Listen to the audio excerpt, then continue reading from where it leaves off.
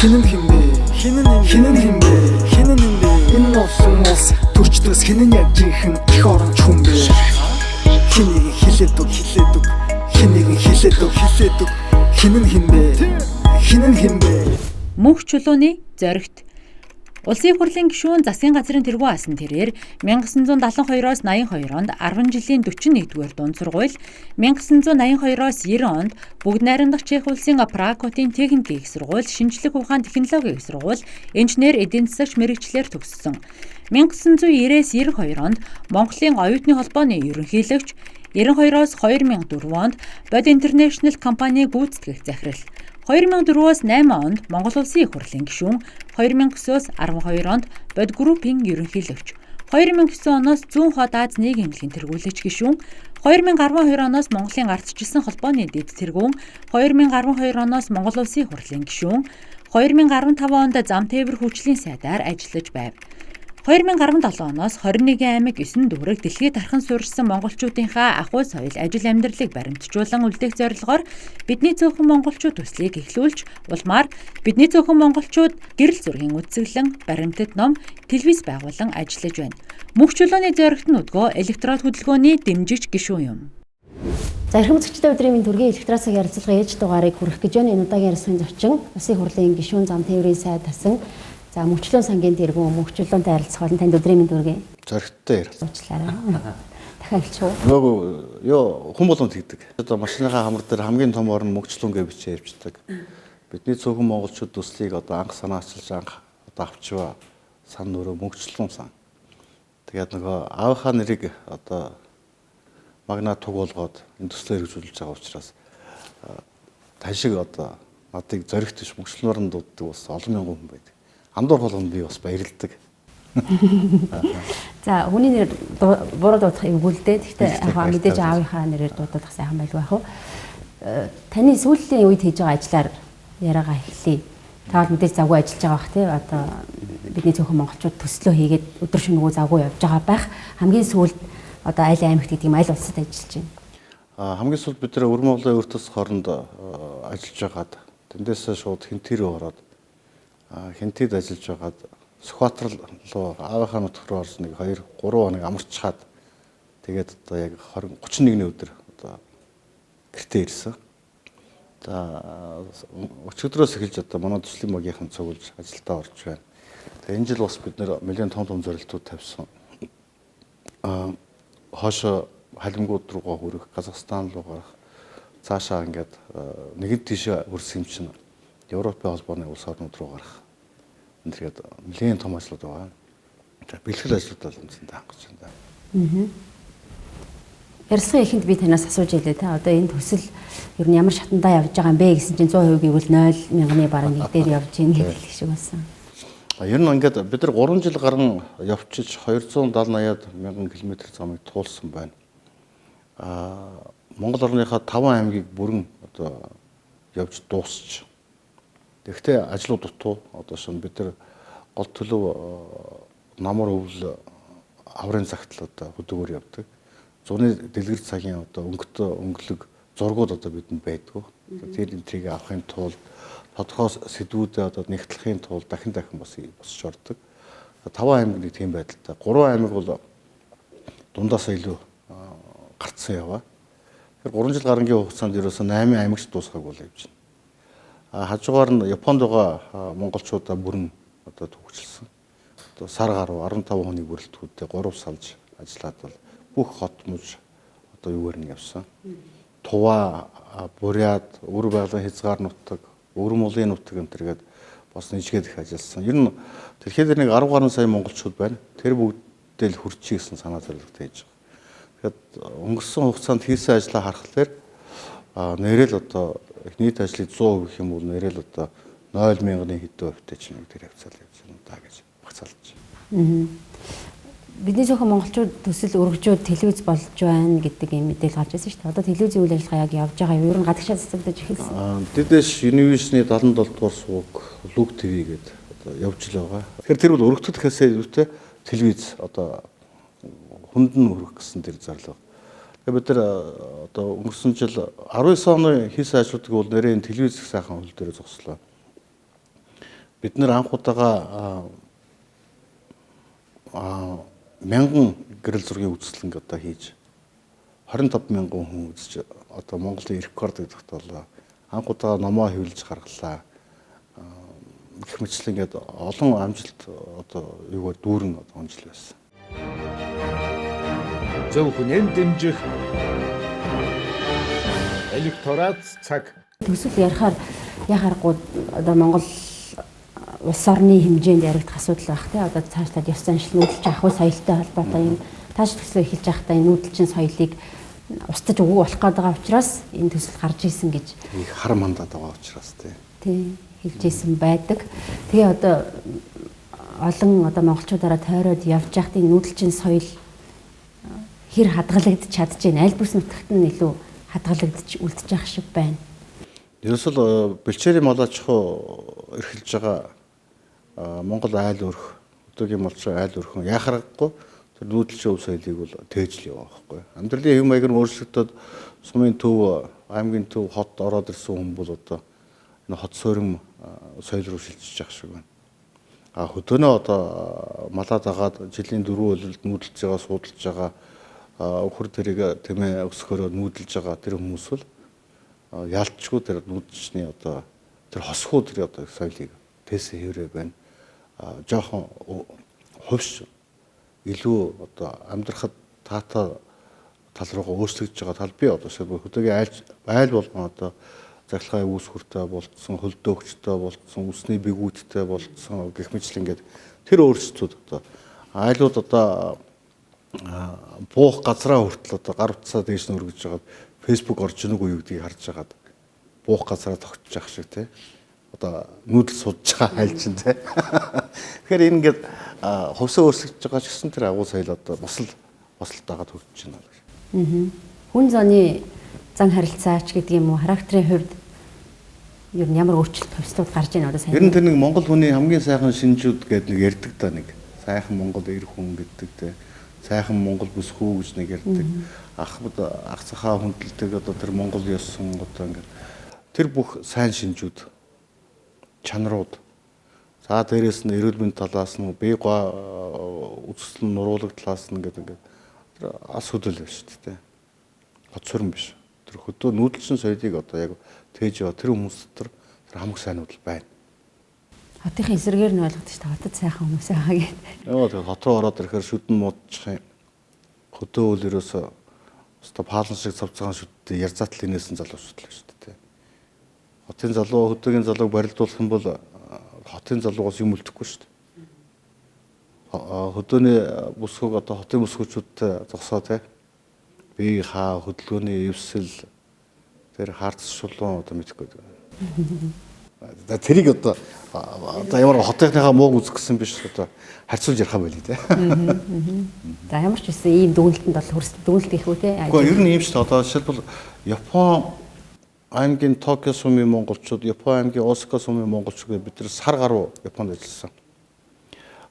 Тэнд бид нар монголчуудынхаа ажилтг хөдөлмөрдөг олон аж ахуй нэгж байгууллага бүх газраар явсан. Гэр орноор нь явсан. Одоо 500 хүнтэй барилгачтай барилгын компани ажлын талбар дээр яваад очиход 50-100-таас дээш одоо бүх одоо бүтцийн дарга нар нь монгол залуучууд. Тэнд Японд олон орны хүмүүс очиж ажиллаж байна. Вьетнам, Мьянмар, Таиланд, Лаос, Индонез одоо мэдгүй дэлхий очиж ажиллаж. Тэгээд тэд нар чи одоо амин хаан байдгийн бол гэмээр нэг гүрдээсийн яс тарих юу байдгийм үү гэмээргүй одоо тийм тэрэнд бол ер нь авах юм алга. Хажууд нь Монгол залуус бол үнэхээр сэргэлэн хэрсүү ухаантай байна. Би хаа одоо мундаг байна.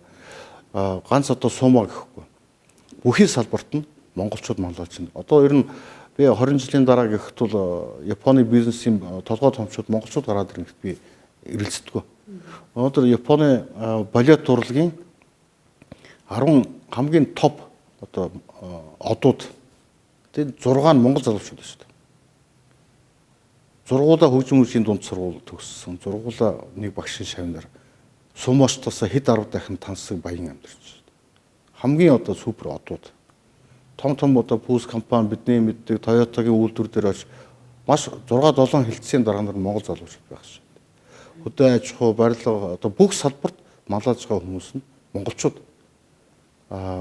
Хөдөө аж ахуйн толгой компанийн эзэн газар нутаггүй тэр Япон улсын нутаг дээр 700 га талбайг хувьдаа эзэмшээд хэдэн 10,000 өхөр малтай Монгол танаа хөвсгөл нутгийн цагаан үр сумын аварцад гэж хүн байна шүү дээ. Зүгээр сумандаа зоо техник хийж жагаад Японд сургууль сураад компани байгуулад одоо Японы хөдөө аж ахуйг атгсан сууж шүү дээ.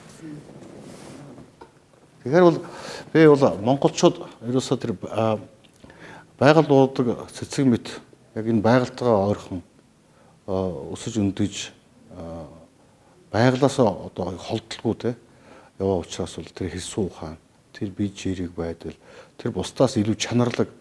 Одоо энэ бид нэр энэ тэжээр маллагч чинь сайн үлдрийн муу үлдрийн гэдээ одоо яриад байна шүү дээ. Ер нь хүмүүсийг жагсаах юм уу сайн үлдрийн хүмүүст нь толгой зөхөж монголчууд орохор л байгаа байхгүй. Зөв хүнэн дэмжих электорат цаг. Таны бас нэг ярилцлагыг уншиж явахад лөө одоо та чинь нөгөө улс төрч хүн байлаас одоо сайд хүн байлаа. Гэтэл одоо улс төрөөс холдоод ингэж явж байгаа нь магадгүй тэр одоо хүмүүсийг таньж мэдж байгаа Монгол ахуйгаа мэдж байгаатай холбоотой тийшээ татагдаад байна гэсэн агуулгатай зүйл ярьсан баг шиг байсан. Тэгвэл хүмүүс их асуудیں۔ Та одоо ингэж засварт байсан хүн ингэж бараг лааз өшгөлж байгаа мэт одоо ярьж байгаа байхгүй. Ингэж явахаар та буцаад гişүүн болвол яадаг юм. Жога эрх мэдэлтэй болвол яадаг ингэж. Эрх мэдэл нөлөөлөл мэдсэн харсны хэрээр одоо илүү их хөгждөг юм байна. Нэг ядуувтар их хурлын гишүүн бол нэг тойргийнхоо сургуулийн дээвэр засгаас шаашлахгүй шүү дээ. Над шиг явж үзэж байгаа хүн бол амьдралын тэр үн бодит байдгийг илүү мэддэг. Тэргээр илүү тэнхээтэй хүчтэй болцдог. Тэнхээтэй хүчтэй хүн чинь олондоо хэлэхтэй хүртэл ондоо байд юм байна. Өнөөдөр ингэж Монгол орныгоо бүтэн тойрж явсныхаа хүчинд би ямар ч их хурлын гишүүнээс илүү жин дааж байгаа гэдгийг бол мэдчихэж байгаа. Гишүүн болсон болоогүй тэрнээс илүү одоо Монгол орнодоо Монгол улсад илүү их хийж чадна. Тэр боломжтой хүн болсон гэж би хардаг. Одоо бол улс төр засаг төрлөө дахиж орохгүй гэж шийдсэн юм. Тийм завч алга. Гэхдээ яг энэ улс орнд болж байгаа юм чинь яхахгүй улс төрд байсан болдгийм тэгдэг юм уу? Эсвэл угаасаа би тийм нийгмийн тийм өндөр идэвхтэй хүн юм уу? Ер нь олныг одоо хагалсан, олныг одоо бухимдуулсан, олныг санаа зовоосон тэр асуудал болгон дээр би өөрийнхөө байр суурийг илэрхийлж явахыг чармаадаг. Ягаад гэвэл миний хэлж байгаа үг бол миний уулзсан олон мянган хүмүүсийн санаа бодол тэр хүмүүсийн тэр хэдэг ярьдаг юм шингэсэн байдаг учраас би бас тэр олон хүмүүсийн санаа бодлыг олон түмэнд хүрээсэй гэж боддог учраас дандаа орч үгээ хэлдэг. Тийм учраас намайг одоо устраас холдохгүй байна. Одоо юм болгон дээр одоо орж гараад ах энэ юм дэвшгнэ энэ гэдэг хүмүүс харддаг юм байна. За одоо бол та электорат гэдэг хөдөлгөөнд орсон байгаа. Тэгээ өнөөдрийн таныг урьсан гол шалтгаан бол электорат хөдөлгөөний дэмжигч гишүүн болсон байгаа учраас тэгээ электорат хөдөлгөөнийг сонгож орох болсон одоо шалтгаан яг юу вэ? Дээрээс нь электорат хөдөлгөөн бол зөв хүнийг дэмжнэ гэж яриад байгаа шүү дээ. Тэгээд таны хар зөв хүн гэж хэний бэ? Яг зөв биш хүн гэж хэлэхэд ялцсалахад одоо бас амаргүй л дээ. Би бол ер нь электорат хөдөлгөөнд байгаа тэр тавьж гаргуу хүмүүсээр би үнэхээр бахархдаг. Хүүхэд байгаасаа бага залуу наснаасаа тэднийг хүндэлж ирсэн. Тэднэрээр одоо үлгэрлэж өөрийгөө ч хүмүүжүүлж ирсэн, хүүхдүүдээ ч хүмүүжүүлж ирсэн олон сайхан хүмүүс бий. Тэд нар маань бол улс нийгэмдээ бүхий салбарт гээгүүлсэн, байгуулсан гавьяатай, хөдөлмөртэй, үнэлүүлсэн ард түмнийхээ хайр одоо булаас нь тийм л хүмүүс шүү дээ. Дээрээс нь тэд нар өндөр ёс суртахуунтай хүмүүсүүд. Тимч байх тэр насандаа бас хүрсэн хүмүүс. Магадгүй одоо залуу насндаа алдаа гаргаж ирсэн хэнийг одоо алдаа тойрч гарч ирсэн юм бэ те. Тэд нар энэ ороо босхоо энэ үед монголчууд Монгол түмэнд нэг зөв сонголт хийхэд хань болгочих юмсан. Гэсэн ийм одоо санаа зорилгоор энэ Монгол орноо зөв замлал годрол руугаа орчоос гэсэн тэр чин хүслээр л нэгдэж байгаа хүмүүс.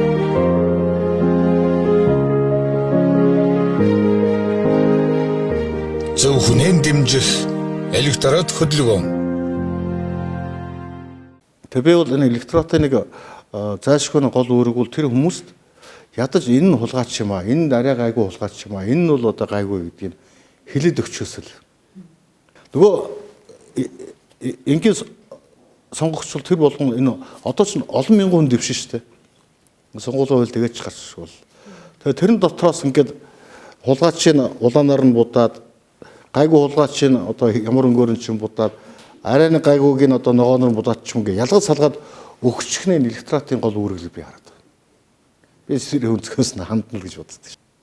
Хуульд авсан тэр ёс зүй хэв хэмжээнд байдаг учраас хуулиар зохицуулагддаг олон зүйлийг одоо бид нэр хараад ялгаж салгадаг шүү дээ. Тэр хандлагаас нь хандаж орж ирсэн электорат учраас заавал одоо бид нар нам байгуулах хэрэггүй. Зөвхөн одоо чиг хандлагын одоо энэ воин чинь одоо манай тэдний хүүхдтэй аав ээж нь ийм хүн байсан. Хүүхдүүд нь аваа ийм яваа. Тэрэн дотор энэ л одоо чамбаа. Хамар хашааныхаа айлаас одоо түлээ хусчдгүй л хүүхд гэдэг. Тэрийг хэлээд өгөх чухал байхгүй. Би тэгж л хараад байна шүү дээ.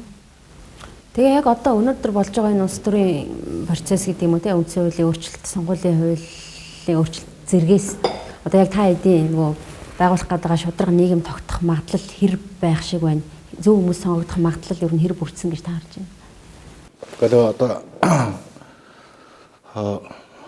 мөр уралдсан ч одоо өөрийн гэсэн бас нэг уяачтын хоорондоо тохирсон нэг дүрм журмаар л уралддаг шүү дээ.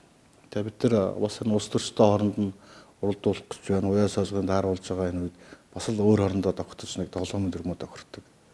Тоглоомын дүрм буруу байснаас болж одоо энэ улс төр нэлээ гацсан. Тоглоомын дүрм нь одоо мөнгөтэй цаастаа тонгон шиг жимдан бариад ирсэн хүнд нь илүү ээлтэй хандад байсан учраас энэ улс төр өөрөө яг тэр мөнгө цаасны одоо сонирхлын одоо төвлөрөл бий болсон. Энэ нь өөрөө одоо гэмтэн хэрэгтэн одоо нуугддаг орон зай болж хувирсан. Тоглоомын дүрм нь өөрөө ямар байхаас одоо бас энэ тогтолцоо илэрээд байна л да тий. Их юм хамаард юм байна гэдгийг ойлгосон учраас тэрийг л сайжруулах гал одоо ирвэхээр олон талаас нь үзээд байгаа. Олон дурсуудын нэг штэй. Нэр дэвшигч нар нь одоо ямар байна вэ? Далд санаатай байна уу? Арын гарвандаа хутга шаатсан байна уу? Юу те энийг одоо энэ амьдралыг одоо насны уртад өөрсдийнхөө ажил хөдөлмөрийн одоо гавьяа зүтгүүлийн одоо тэр асар их дуршлагаар хөрвүүлсэн тэр хүмүүс энэ электоратыг бариад байгаа. За энэ босхгүй шүү гэдгийг хэлчүүдэл босох гэдэг. Нэгэн зэрэг энэ дугуулаар энэ хулгайчаа гэд ургаараа заач барах байхгүй. Тэгэх юм бол монголчууд сонгохгүй суулгаач. Энэ л одоо хамгийн үр нөлөөтэй ажил гэж би хараад байгаа. Яг тэгж заах юм уу тань хэлж байгаа? Заана. Заагаасаа гэж бодож байна. За төгөлөлийн ширүү болох юм байна те. Сонгуульд өгөхөөр одоо юу гэдгийг таны ярилцлагыг үзэж байгаа тантай одоо нэг анги байсан тэр нөхдүүд байна шүү дээ те. Одоо энэ цуг нэг ширээнд сууж иж одоо манусыгаа хулгайч гэдэг одоо сууж ах юмаа гэд харж иж байгаа магадгүй л те. Тэгээ та зэрэгцээ сууж исэн одоо хулгайчтай магадгүй зэрэгцээ сууж исэн бол хэлж чаддаг байсан уу? Чи одоо энийг идэхэ болчооч. Хөө тэгэж шүү дээ. Одоо шилбэл намайг их хурлын гишүүн байхад анх тойрогтой зарцуулаараа гэдэг анхны 10 сая төгрөг тэгээ сүүлд нь тэрбум төгрөг энтергээл өгдөг байлаа. Одоо анх бид нэр тэр үед санаачлаг гаргаж тэр мөнгөнд болиулж ирсэн. Болио одоо ингэж одоо тий. Тэгээ чи аймгийн иргэдийн хурал иргэд нь өөрсдөө тогтоод энэ хашаага өнжил будмаар байна гэхэд нь их хурлын гишүүнд мөнгө өгөөд нөгөөт нь хашаа будахгүй. Сайхан наадам хийнэ гэдэг нөгөө мөнгөөр нь. Энэ болохгүй байна гэдэг бид нар болиулжлаа шүү дээ. Гэхдээ бид нар гишүүн байх чинь жидүү мэдүү айтхоо зээлүүд авал гэдэг байсан шүү дээ. Энэ нь хуулийг л дэмжих гэдэг. Тэрийг аваагүй шүү дээ.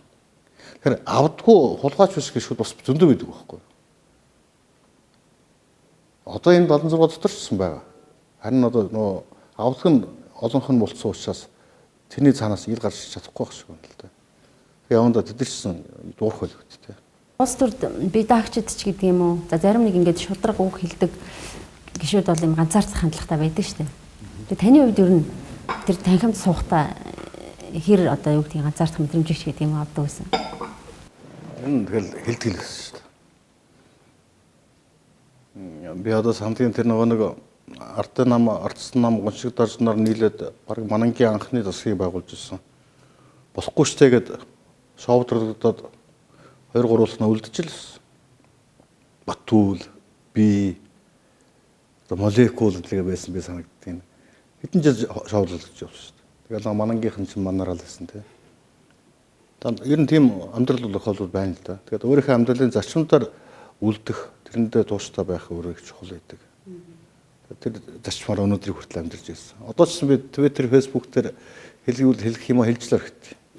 Тэгээд тэний хөдөл адлуулж л байдгийн, магтуулж л байдгийн тий.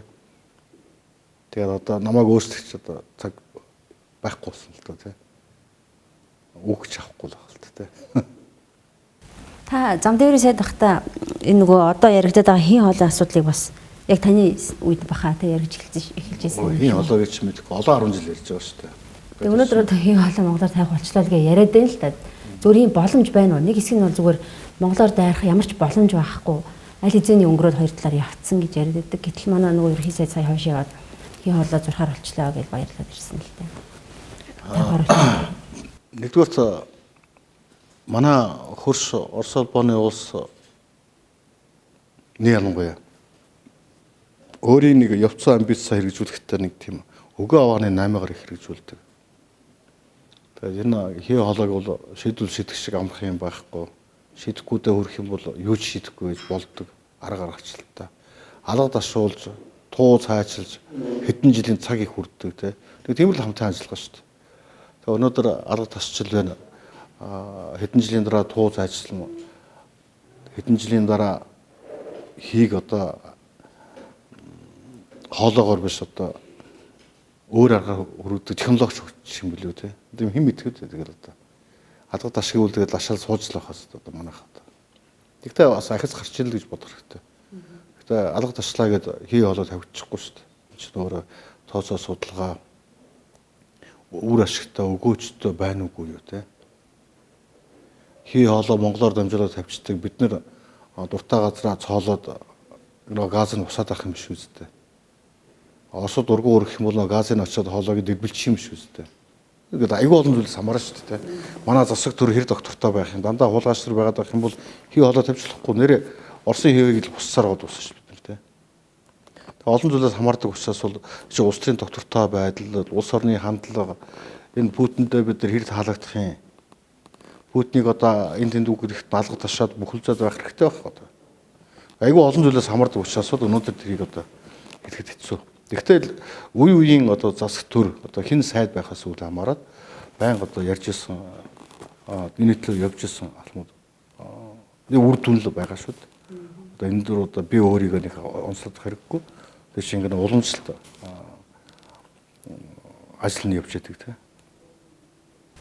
Оросуудыг муулаад хятадуудыг магтсан хүмүүсийг бол манайхан ч нөгөө хятад тустай зарлаад идэг юм тохиолдол байдаг. Тэгэхээр одоо та Оросуудыг муулчихаар гайг байгаа.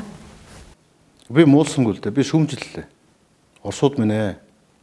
Би нэг их хурлын гишүүн байхдаа Москвад Оросын холбооны улсын гадаад харилцааны яам дээр их хурлын хэдэн гишүүдтэй бид нар уулзалтанд орж хэлцээр ирсэн. Нэлээд хүнд үе байсан. 2004 он лөө 5 он лөө. Тэгээ нэг гадаад харилцааны нэг том дарга залуу төшмөл. Тэр өнгөрсөн 2 орны харилцааны үүхтүүх ямар бодол вэ? Өнөөдрийн зах зээлийн өгөө авааны зарчмыг бид нар харьцсан байсан томроод. Тэгээ би ширээгийн шагаад уурсан байхгүй. Яасан даварсан одоо сүүн уруулаасаа таагүй гэж бацаан байж. Чи энэ 2 орны харилцааны ард түмнүүдийн үүхтүүг яаж мэдчих вэ? Тэгэхээр 2 дугаар дааны фронт дээр окопонд төлж өгчээсэн хэдэн мянган цэрэг Монгол ээж нарын хийсэн тэр эдсэн арьс нэхэдэлэр одоо амь гарч ирсэн. Айгуул дотор нь чиний өвөгдөөс зохиж байгаа тийм. Монголчууд өөрийнхөө жилийн төсвөөс 4-5 дахин их юмыг цуглуулж өгчээсэн байхгүй. 4-5 жилийнхаа одоо сургууль цэцэрлэг эмнэлэг барихгүй, цалин мөл юу ч өгөхгүй бүгдийг нь хургаад дайнд өгчээсэн байхгүй. Ийм ярьчаад чи бидэртээ харьцаа хөгжүүлнэ. Хогч шүүжилчихэд би нөгөө тийг гараа над муутай юу ярьд ингээд.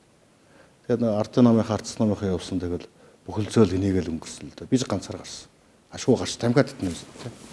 Тэгэхээр ийм харилцааны юуг л бид ингээд тулаад байгаа байхгүй. Орсуудыг Монголтой руу хандсан тэр хандлага юу би шүүмжилж байна. Манай ганхуу эртэд хандлага өөрчлөлтийгээд хятад гоё шүү, орсууд муухай шүү гэдэг гэж хэлдэг тийм. Тэр хандлага өөрчлөгсөн санаа.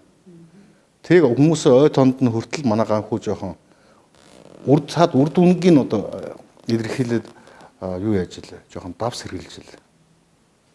Тэгтэл манай ганхуу 7-ын 7 одоо дордуулахыг бодоогүй их зүг ярьсан шүү дээ. Шүүмжиж ярьсан. Би дахиад хэлээ дээ.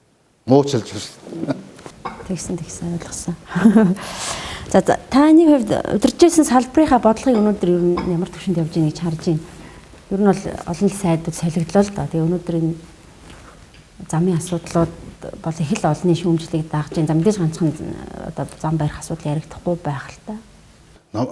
Ер нь зам тээврийн салбар гэлтгүй одоо бүхэл салбарын одоо манай үе үеийн одоо энэ төрийн албаа агчид мундаг хүмүүс байдаг шүү дээ. Яг тэр ажлаа хийж мэддэг, ажлаа аваад явцдаг. Тэр цөм бол ер нь сонгуулиас сонгуульд нэг фактор өөрчлөгддөггүй. Намайг зам тээврийн яамд ирэхэд сонгуулийн үр дүнгээр нийт салбарын ажил хэсэгтээ нэг 11% өөрчлөгдсөн байдаг. Бусд нь тэр 80-90% нь үндсэн ажлаа ингээд үргэлжлүүлэн хийгээ явж байна. Зүгээр намайг сайд болоод ороод ирэхэд ширээ дүүрэн овоолоостой цаас ардан суухад бол би байтугай хүн харагдахааргүй. Сайдын гар үсэг сайдын шийдрийг хүлээгээд олон сар хөвтөцсөн байсан. Тэгээ миний хамгийн түрүүний ажил бол ерөөсөө 7-8 хоног дасралтгүй сууж зөвхөн тэрийг л зурсан. Зураал байсан. Ширээг нэг юм хоосолж авсан. Тэрнээс хойш миний ширээн дээр ер нь цаас нэг цаас үлдээхгүй гэсэн зарчмаар. Тэр олон 10 манай салбарын мэргэжилтнүүд, харьяа агентлаг, салбарын албан байгууллагын эрдэмтэн докторууд, газар хэлтсийн дарга нар бүгднгээр ингээд яваад ирсэн юмыг ганц ухаантай сайд хянаад улаан хөх балаар зураа сууж ирнэ гэдэг бол тэнийг асуудал. Орчсон бол би нүдэнэ зурдаг байсан. Тэгэл манай салбарын ажил босоо явцсан байхгүй. Би юу энэгээр хэлэх гээд байна гэхээр улс төрчид тэр салбарынхаа хүмүүс садаа болохгүй л ажлын яваад идэх юм аа. Сайд дарга нар тэр дархны зам дээр их олон удаа илээд авсан учраас зам баригдаагүй байхгүй. Сайд дарга нар тэргээр очихгүй садаа болохгүй зүгээр явсан бол явчих байсан байхгүй. Одоо дархны зам дээр удаа дараа тендерт ялчаад замаа бариагүй хайсахгүй компанийг сайд дарга нар чихэж ялуулсан байхгүй. Хэрвээ зүгээр байсан бол тэр төрийн миний түрүүний ярьсан тэр 80-90% угаасаа тэр зам барьдгүй тендер болгонд дарганы халаасанд мөнгө цаас хийж ялдаг компанийг хэзээ ч ялуулахгүйсэн. Дараагийн дахид нэг дарга ирээд ялуулсан учраас дархны зам удаа болсон байхгүй. Сайд дарга нар ерөөсөө өдөр өнчггүй тэргээр баахан шоудаа байсан. Ажил хийхгүй. Тэгээ тэрнээс суулж бариггүй шүү дээ. Тэгэхээр ер нь улс төрчид бол тэр салбарын садаал болохгүй л байвал тий. Болж игэл ханаа томоо тусаад гэртээ хөвчөөл улсын ажил сайн явнаа л бэлтгэж. Тэрнээс одоо тэр зоригтоос гамбат нь илүү байгаа тайч. Гамбатаас нь зоригт нь илүү байгаад инх агуулгаас нь зорига илүү байна гэж байх уу? Инх агуул нь надаас бүр илүү байна гэж юу гэдгийг. Тэгэхээр энэ тэр салбарын тэр хүмүүсийг туших, тэрэндээ итгэх өөрөө чухал байхгүй. Тэргүүнээсээ бас хамаарах байх. За магадгүй мэдээж одоо танхимд байгаа бусад сайд нарын нөлөөч бас байхыг үгүйсэхгүй. Тэгэхээр зөв яаж нөлөөнд нь автахгүй ажиллаж чадчихжээ та одоо. Хинээ нөл? Одоо бусад сайдуудын ч гэдэг юм уу? Одоо тэргүүнийхаа засгийн газрын тэргүүнийхаа ч гэдэг юм уу? Ерөнхийдөө засгийн газрын хуралдаанд ингээ ороод ирэхэд бол манай бусад сайд нар ингээд үсэн арзаацсан, нүдэн гархалдсан, ядардсан нөгөө нэг овоолоосоо цаасан нундаа шумбаад ирсэн шүү юм л да. Яг тэгж явж байсан. Над шиг гоё инээдсэн. Задгаа камер зүүцсэн тэднийг зургийг авцсан жаргацсан сайд өөр байгаагүй шүү дээ. Яг бол тэд нар өөрсдөө тэр салбарын олон мянган хүмүүсээс идэв ухаантай энэ хорвоо тосхгүй гэж өөртөө итгэцэн багийнууд л байсан байхгүй. Би бол тэр хамт олонны хүч баг. Тэр хамт олоннууд харин засгийн газрын хуралдаанаар оруулаад ийм батлуулаад ирээс их хурлаар оруулаад ийм батлуулаад ир. Тэрний төлөө би ууггүй явдаг байсан. Тэр бол үндсэндээ миний ажил шүү дээ. зөвхөн дэмжих электорат цаг. Одоо таныг харахад одоо бүр ингээд хитрхи энгийн болсон байгаа байхгүй тий. Одоо нөгөө магадгүй өмнө нь улс төрч сайд гэд сүрддэг байсан хүмүүс одоо харах юм бол магадгүй зөвхөн харьцууд энгийн болсон. Сайхан билег ерөнхий сайдтай Японы ерөнхий сайдтай хэлцээрэнд орох гээд зогсож исэн чинь сайхнаа сайд гармаагаа голмаа гэх юм гээд. Тэгсэн чинь зоргоо сайд угаасаа зангаагүй ярина. Тэгээд гэрээсээ зангаа авчиж миний хүзүүн зөөж гисэн байхгүй. Тэгсэн ингээд миний гутлыг харснаа нэгтэд нөгөө би ч нэг ботинкта 5 жил болсон хүн шүү дээ. Үл намар өнгө. Тийм үү. Тийм. Тэгээд зоргоо сайд та гутлаас авчихгүй. Зангаа зүүснэ их юм гэж бодлоо гэдэг. Тэгээд орж ирсэн байхгүй. Тэгэхээр би тэр үедээ ч тийм байсан. Одоо ч хэврээ. Тэгээ ийм байх шалтгаан яг юу юм? Нөгөө шалтгаан асуулт буруу байна. Тэ. Ер нь ингээд амьдралаараа жаргаж яваа хүн, амьдралаараа дуртай юм хийж байгаа хүн, тэр хувцас сунаар одоо энэ одоо юм ер нь анзаархаа байждаг шүү дээ. Ер нь одоо хэрэггүй одоо иггүүл одоо бол юу ч хамаагүй хулаа гарна тэ. Тэгэхээр ингээд хүний тархи толгой юугаар дүүрэн байна гэдэг л өөрөө их чухал байдаг. Ажлаар дүүрэн, хийх ажлаараа дүүрэн байгаа бол тэр хүнд айгүй бодолтой автаад ажилдаа өмдгүүл гараа авчих шүү дээ. Бусд нь хэлэхгүй бол өмдгүүгөө зохиол яваад байна шүү дээ. Тэгтэл тэр ажлаараа өвдөх ёстой байхгүй тий. Би яг тэр ажлаараа өвдсөн тийм л юм явж байгаа шүү дээ. Минийхаар бол зөвөр нөгөө минийхаар ч яхаа миний ойлголтоор нөгөө юм үзэж нүд тайлсан хүмүүс мэдээж одоо гоёж хавтахад анхаарах хэрэгтэй. Бас бүр хүний тархи толгой тэр санаа бодолд нь юу байна гэдгээс л хамаарна. Тэрээс үдсэн харснараа гэх юм бол магадгүй хийх ажилгүй явах юм бол тэр байтугай гоёж магадгүй шүү дээ тий. Агтал дэндүү их ажилтаа тэр юу тэр одоо тэр чамтай уулзахын тулд госцсон өмсөд госцсомоо индүүдээд аарал тавьж байгаа тий. Тийм зов байхгүй шүү дээ. Хинэн химбэ хинэн химбэ энэ носон ус төрчдөөс хинэн яг жинхэн их оронч хүн бэ хинийг хилээд хинэн химбэ за яг ер нь зүгээр ингээд электротын гишүүдийг харахаар шудраг ажиллана л гэж яриад байгаа л да. Гэхдээ яг нийгэм яаж хүлээж авч байгааг би сайн мэдэхгүй байна. Магадгүй одоо таныг зүгээр өнөөдөр арчсан намын гишүүн гэж харж байгаа учраас за энэ зоригт гишүүн намынхаа л нэг гишүүн хүнийг гэдэг юм уу те оруулж ирээл дэмжүүлэх гэж оролдох байлгүй гэж нийгэм харж иж магадгүй. Явахын ирээр хүн намгүй болчт юм байна.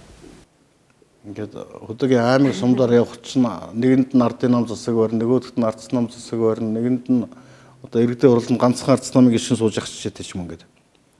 Эхлээд анзаарч хаддаг байсан. Одоо би нэг сумаар юм уу ороод гарахад сөүлдэг байна. Аль намын засаг барьж ирсэн бол гээд өөрөөсөө гинт асуухад мэддэггүй байхгүй. Бүр тэгтэл ингээд нөгөө хүн харьцаараа орцсон. Ер нь тэгээ альва нэг юм тийм л болох байх. Тэр одоо ер нь хөгжлийн ирээр намчрахаа болох байх. Хөгжлийн ирээр хэн нэг улаан хөхөөр нь ялгахаа болох байх. Шал ондоо юм руу явна. Би ингэж тэмдэж байгаагаараа магадгүй та нарын урдлахад байх шиг байна. Ер нь нэг тийм юм руу явна. Сонгогчд хүмүүс надад юу гэж харддаг вэ гэхээр энэ зоргоо улааныханд урвчиж гэдэг. Яа харахгүй одоо шиг ингээд би улаан аймаг сум дээр явж чинь одоохондоо бол дийлэх холонгот нь ардын нам засаг байдаг байхгүй. Тэгээд тэр очсон сум орны их баригчид, засаг дарга, багийн дарга, клубийн эрхлэгч тэд нар тэгэл одоо харилцаж одоо ажиллаа хийдэг учраас тэрний цаана нөгөө чи одоохондоо нэг ардын нам л үйд юм байна л да. Тэгэл намайг тэгж хардгийг. Намайг ардс нам гэж яхасаа ардын намын нөхөр гэдэг баг тэгдэг байхгүй. Үгүй гэхдээ ингээд альва нэг юмд бодтой илүү ханддаг гэж би өөрийгөө боддог. Тэгээ миний тэрийг илүү тоож байгаа болов уу гэж бас найддаг. Гэхдээ миний үгийг авбал сайн л байна. Авахгүй бол юу муу гай. Тэгэхээр бид нар бол тэр хүнд сонголтоо хийхэд нь нэг зөвлөмж л өгöd байгаа байхгүй. Тэр зөвлөмжийг авчныг бол авахгүй нэг байж болно шүү дээ. А гэхдээ авах тал нь илүү.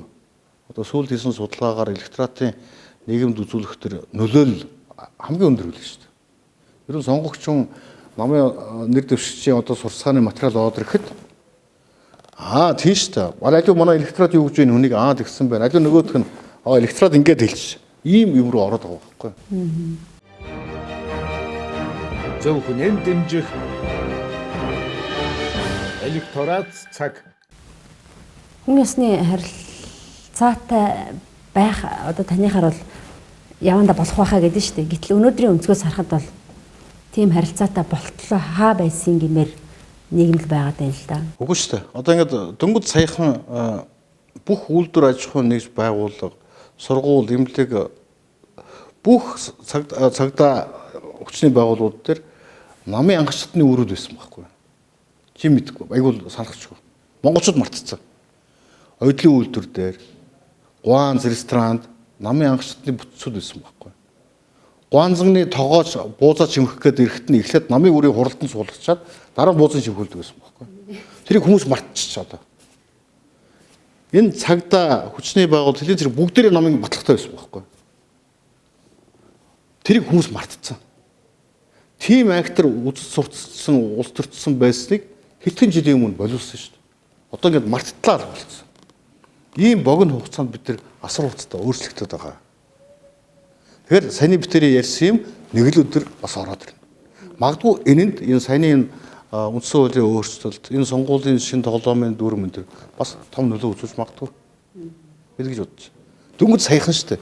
Чи мартсан байгаа байхгүй. Тэгээд та намынхаа үйл ажиллагаанд ер нь зүгээр хэр идэвхтэй оролцож байна. Яг ийм байдлыг нь өөрчлөхийн тулд одоо өөрийнхөө зүгээс хэр одоо юу гэдэг оролцоотой байна. Энэ төслөө эхлүүлэхдээ гол хоёр намын удирдлагуудтай шуулдсан, ардын намтай шуулдсан, арц намтай шуулдсан. Тэр бидний энэ төсөл бол өөрөө бас эв нэгдлийг эрхлэгч төсөл юм аа монголчуудын.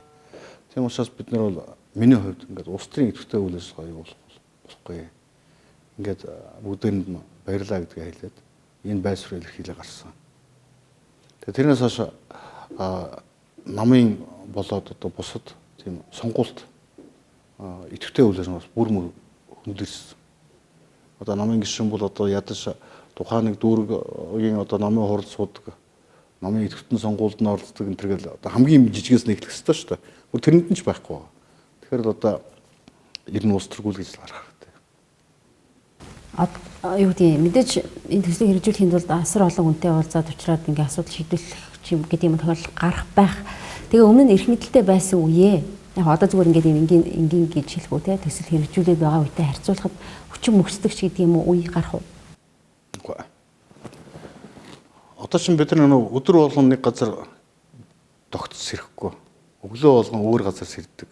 Өдөр болгон шинэ хүмүүстэй уулздаг. Тэр хүмүүсийн эгэл амьдралын одоо хамгийн гоё эрүүл саруул жаргалтай тэр юмыг ингэж дунд оршиж явдаг учраас бол тийм хүндрэл стресстэх юмнаас айгүй хол явдаг. Шаварч суучаад гарч чадахгүй л аларсан юм бэ гэд шантардаг тийм тохиолдол байдаг. Одоо яна өнөөшөнд одоо гарч чадахгүй боллоо, маргааш өглөө хүрэхгүй боллоо, хээр онох боллоо тий. Тэрнээс ш одоо ингээд одоо юу гэдгийг тендерд ороод авах гэжсэн чинь очлоо одоо яана боож өгөх үү? Бид нар тийм байхгүй юм чинь. Өөр юм санаа зовхоо. За. Бидний урилгыг хүлээж авч ярилцсанд баярлалаа. Тэгээ сүүлийн хормыг бас зочдтой үлдээдэг. Тэгээ та залуучуудад гэдэг юм уу те? Улс төр нийгмийн удирдлагуудад хандаад байгаа юм уу? Ер нь ингээд явах яриар нэг л зүйл анзаардаг. Тэгэхээр биднэрт бол хэв нэгдэл хамгийн эрхэм чухал юм аа. Олон санаа бодол, олон ургалж үзэх санаа, юм хөгжүүлэх арга замыг ондоо харж иж болно. Гэтэ эцсийн дүндээ нэг тогтсон зүйл дээр ханцуу шамлаад тэрнийг хийнэхгүйгээр нийт монголчууд юм хойно шулуун дардан нэгдэд ажилладаг чадвар бидэнд хэрэгтэй юм шиг. Өнөөдөр хэн нэгэн гаднаас халдахад тэртээ тэргүй бид нар тэр энэ нам гэхгүй эх орноо хамгаалах гээд нэгдэж босч чаддаг. Нэгдээд босоод ирнэ хүндлэнгийн тэрийг бид нар бүгдээрээ мэддэг. Энэ ядуурл энэ хурдан хөгжиж чадахгүй байгаа юм чинь тэр хажуунаас буутаа орж байгаа дайснаас илүү дайсан байгаа байхгүй. Тэрийг л ойлгоод бид нар эвнэгдэлтэй байхыг эрхлэлмээр байгаа. Тэг хүн бүрийн хариуцлага одоо гамбар харьж байгаа хүн гамбараа түлдэггүй баймаар байна. Зам шүрдэж байгаа хүн зам дээр хог үлдээдэггүй баймаар байна. Замын хөдөлгөөнд машин жолоодод явж байгаа хүн дөрмөө зөрчдөггүй баймаар байна. Тэгэхээр хүн бүрийн хариуцлага их чухал юм байдаг юм байна шүү. Эв нэгдэл, хариуцлага. Тэгээ 3 дугаарт нь бид нар инэрэнгүй байх хэрэгтэй. Тэгээ бид нар чинь дэлхийд дэндүү цөөхөл. Дэлхийд дээр байгаа бүх монголчууд нийлээд 10 сая. Ганц муу Токио хотын хүн ам 40 50 сая шүү дээ. Тэгэхээр дэлхийн бүх монголчууд нийлээд 10 сая. Тэгэхээр дэндүү цөөхөл байхгүй. Өнөөдөр хятад тэрбум хэдэн зуун үлээтэй. Хөвсгөлөөс жоохон газар нутагтай мэдээж хөвсгөлсөнтэй. Хөвслөс жоохон газар нутагт өмнөд Солонгосын нутагт 60 70 сая хүн амьдарч байна. Танаа аймаг хэд вүлээ? 50 60 мянган хүн л. 120 Та яхад ууссан л. Ийм байгаа байхгүй. Тэгэхээр бид нар бол энэрэнгүй байх хэрэгтэй. Нэг хүний амьдрал, амнаас нэг айлын галгуулсан дэндүү үнцэнтэй. Хажуудаа байгаа ядаас нэгнээ татаад авдаг, түшээд авдаг. Тим энэрэнгүй. Тим хүн бүрийн хариуцлагатай. Тим эв нэгдэлтэй байх хэрэгтэй шүү гэдгийг би захимаар байна гэж боддог. Баярлалаа. Ажлын их амжилт хүсье. За баярлалаа. Өнөөдрийн Монгол өөрчлөлт, сонгуулийн хувьсгал, хариуцлага, зөв хүнэн дэмжих электорат цаг